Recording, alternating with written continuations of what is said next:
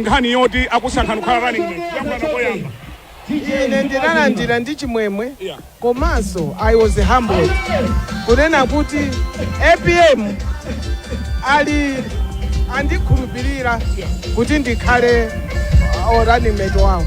Mwayenda tikumakuonani kumpoto kumwera pakati pano anthu akuti chani za masankho anthutu madandaula awo ndi chimodzimodzi akudandaula njala fetereza zinthu zokwera ndi forex.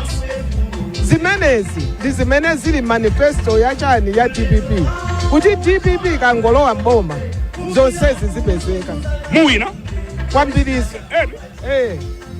What about ena amene amafuna mwabweretsa nkhani za 2019 kuti inu munali chair wa MEC mwina masankho amene jasana ayende bwino ndakufuna mayibweretsa nkhani pano mungayankhe zotani?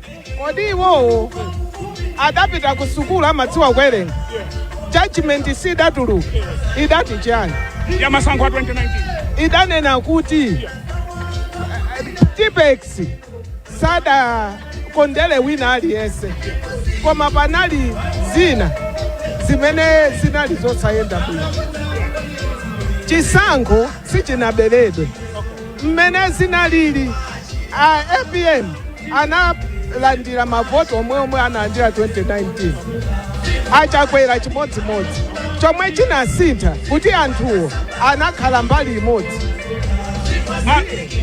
Anthu otere ndikuti izo it's water under the bridge. Ine ndasankhidwa kuti tipititse Malawi patsogolo. Anthu avotere DPP chifukwa chiyani?